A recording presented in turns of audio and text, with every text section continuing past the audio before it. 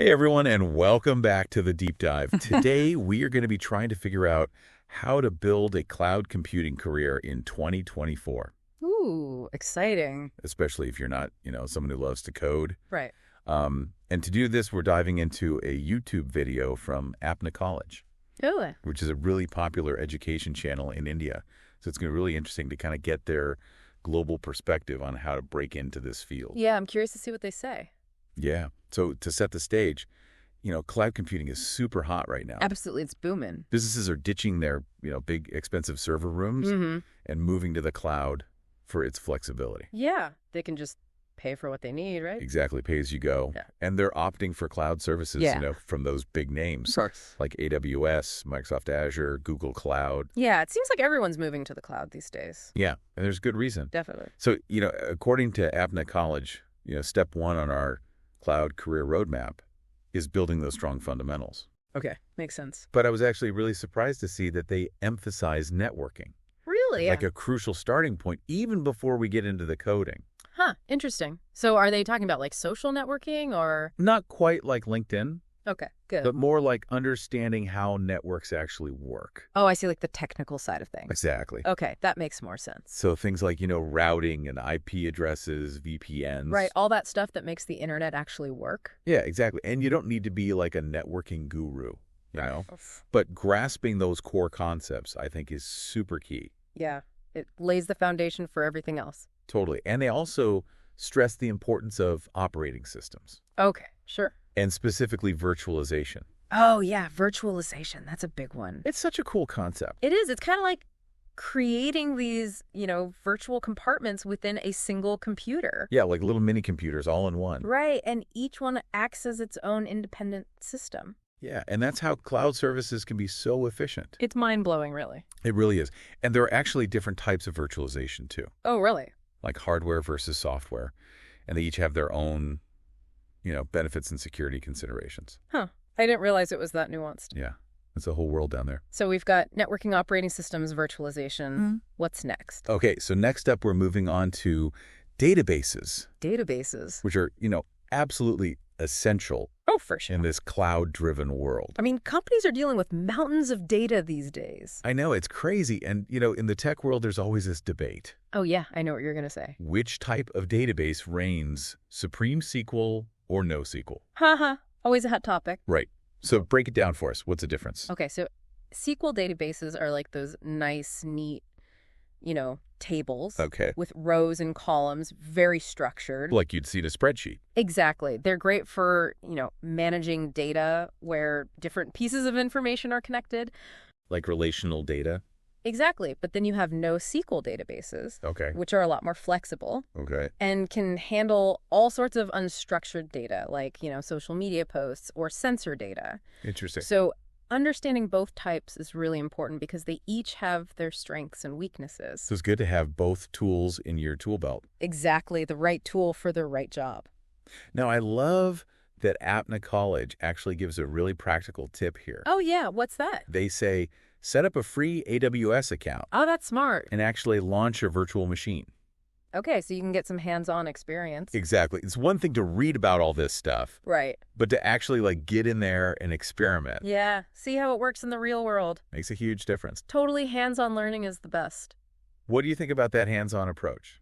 I think that's super valuable. Yeah. I mean, theory is great, but nothing beats actually experiencing these concepts for yourself. Yeah, sure. Like, you can read all you want about cooking, but until you actually get in the kitchen and start chopping veggies and, Yeah, trying things out, you're not really going to learn how to cook. 100%. So I love that they encourage that kind of exploration. Yeah, it takes your understanding to a whole new level. Absolutely. All right, so we've got networking, we've got operating systems, virtualization databases, Yeah, we've covered a lot already. and we've even, gotten our hands dirty with a little bit of AWS. Awesome.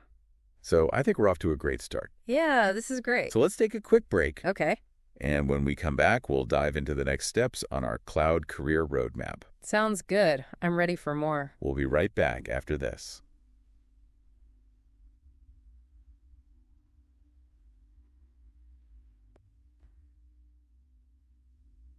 Welcome back to the Deep Dive. All right, so step 2 on the roadmap, tackles that big question, The big one. coding. Ah, yes. And I was really relieved to hear that, programming isn't mandatory Right. for all cloud roles. Yeah, you don't have to be a coding wizard. But they do make a strong case for learning a language like Python or TypeScript or Golang. I see. So it's not required, but it's definitely a plus. Definitely a plus. And, while some roles are really code heavy, Right. others, focus more on managing the infrastructure or security or system administration. So there's a place for everyone. Exactly. And even in those roles, having some coding skills, It can come in handy. it can be like a secret weapon. Totally. Imagine being able to automate those tedious tasks. Oh, yeah. Or troubleshoot, tricky issues. And just having a deeper understanding of how these systems work. Exactly. It's like having a superpower. It really is. And it makes you a much more versatile cloud professional. For sure. Okay, so we've covered the fundamentals. Got it. And we've dipped our toes into the coding world. Maybe written a line or two of Python. All right, so step 3 is where we get to pick our cloud platform. Oh, yeah. It's time to dive into the world of AWS, Azure, and GCP. The big three. The big 3, it's kind of overwhelming. It is. There's so much to learn. Where do you even begin? Right. So the video mentions that, some companies stick with one platform. Okay. Some use a hybrid approach. They mix and match. You got to be flexible. And they recommend starting with one provider. And guess who they suggest? Let me guess AWS. AWS. Makes sense. They're the biggest player right now. They're the 800-pound gorilla. So lots of resources and learning materials for AWS. Tons. And it's probably, the platform you'd encounter first in a job. Yeah, that's a good point. So they also highlight the importance of those free tiers. Oh, yeah. The free tiers are amazing. They're a fantastic way to get hands-on experience. Without breaking the bank. Without breaking the bank. I actually just signed up for the AWS free tier. Nice. I'm really excited to start experimenting. That's awesome. You can spin up virtual machines, play around with databases, deploy some simple applications. Like a playground for cloud enthusiasts. Exactly. And remember, while AWS is a great starting point, Azure and GCP, they're strong contenders too. Right. Each platform has its own, quirks and strengths. So exploring those later on can make you even more well-rounded. For sure. A well-rounded cloud pro. All right. So step 4 on the roadmap. Okay, what's next? Might surprise you. It's the power of certifications. Certifications. Yes. And it seems like, in cloud computing and even cybersecurity, certifications carry more weight. Than in general software development. Yeah, especially when you're just starting out. Huh. That's interesting. I guess it makes sense. Why do you think that is?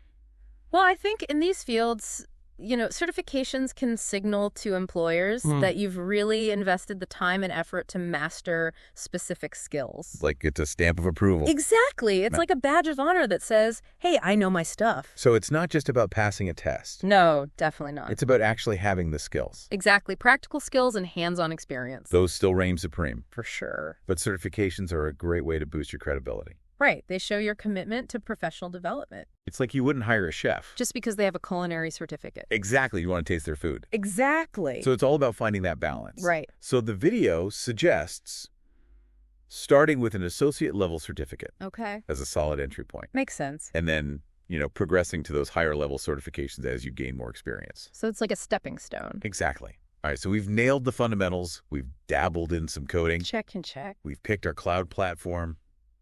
We've even snagged some certifications. Wow. We're on a roll. I'd say we're ready to launch our cloud careers. Let's do it. So where do we even begin? Well, the journey often starts with entry-level cloud engineer roles. Okay. Where you get that, invaluable hands-on experience. Working with real systems. Exactly. And from there, you can branch out into all sorts of specializations. I was going to say there are so many different paths you can take. Right. It depends on your interests and what you're good at. The video highlights some popular ones, like becoming a cloud administrator or an architect, a security engineer or an infrastructure engineer. Lots of options. It's like a choose-your-own-adventure story. Exactly. And speaking of exciting paths, the video also mentions that cloud computing can be a great springboard into the world of DevOps. DevOps. That's a hot topic. It's like the secret sauce behind many successful tech companies these days. Okay. I'm intrigued. Tell me more. So DevOps is all about streamlining the process of building, testing, and deploying software. Okay. Imagine like an assembly line for software where code is constantly being written, tested, and shipped to users super fast. This is all about speed and efficiency. Exactly. And I remember you mentioned containerization and tools like Docker and Kubernetes. Oh, yeah. How do they fit into this?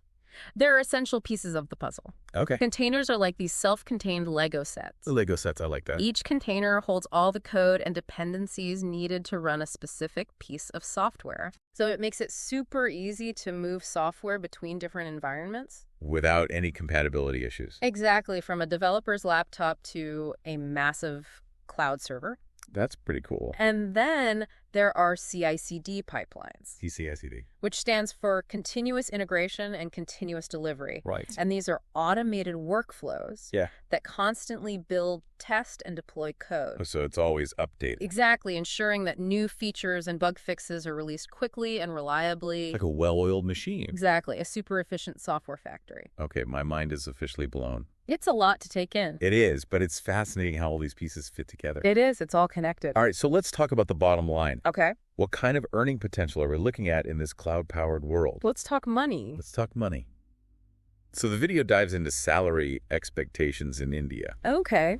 And it seems like there's a noticeable difference Between what? between service-based and product-based companies. That makes sense. So service-based companies, they often provide IT services to other businesses. Right. And they typically offer starting salaries around 3 lakhs per annum for freshers in India. Okay. Product-based companies, on the other hand. They're the ones building their own software products. Exactly. And they tend to offer higher starting salaries, Okay.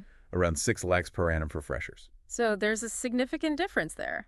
There is, but I imagine, actual salaries can vary quite a bit, Oh, for sure. depending on location, company size, the specific role. And of course, experience and skills. Yeah, and demand for certain specializations. Right. Some skills are more in demand than others. And here's the exciting part. With the high demand for skilled cloud professionals, Yeah. top earners can command some pretty impressive salaries, How impressive are we talking? sometimes reaching 20 to 55 lakhs per annum. Wow, that's a lot of lakhs. It's clear that the cloud holds immense earning potential. For those who are willing to put in the work. For those who are willing to learn and grow, Absolutely. It's a field that rewards hard work and dedication. so inspiring. It is. Wow, after going through all that, I'm feeling super pumped about cloud computing. Me too. It's inspiring to see how much opportunity there is. Yeah, and the best part is you don't need to be, a coding genius to get started. Exactly. APNA College's message of, hard work and continuous learning that really resonates with me. Totally. They make it clear that anyone willing to put in the effort Can succeed in this field. can succeed. And while their video, focuses on the Indian tech scene, Right. the roadmap and the insights they share, Are relevant globally. totally. This cloud revolution is happening everywhere. It really is. And, even though they talk about salaries and lakhs, Mm-hmm. which is the Indian numbering system, Right. it's clear that, the earning potential translates Where where you are. Yeah, the demand for skilled cloud professionals is worldwide. So exciting to see that, no matter where you are, Mm-hmm. there's a chance to build a really successful career. Yeah, this is the time to jump in. So out of everything we unpacked today, what stood out to you the most?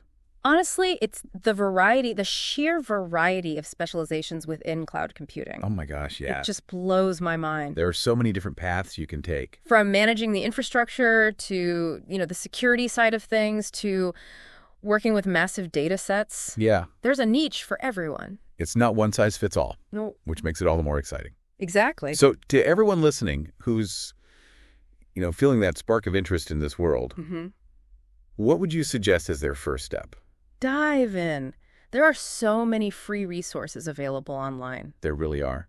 You can find everything from introductory courses to hands-on tutorials. Oh yeah, and those free tiers offered by the major cloud providers. The free tiers are a game changer You can experiment, you can learn, Yeah. you can even build your own projects without spending a dime. without spending a dime. It's amazing. Yeah. So as we wrap up, I'd encourage everyone listening to think about what aspects of cloud computing excite them the most. Yeah, what are you passionate about? Maybe you're drawn to the challenge of designing secure cloud infrastructures Right. or the analytical power of working with, massive data sets. Or maybe you love automation and streamlining workflows. Whatever your passion is, the cloud offers a platform for growth, for innovation. And for making a real impact on the world. That's a fantastic note to end on. It is. Thanks for joining us on this deep dive into the exciting world of cloud computing careers. Happy learning, everyone. We'll see you next time.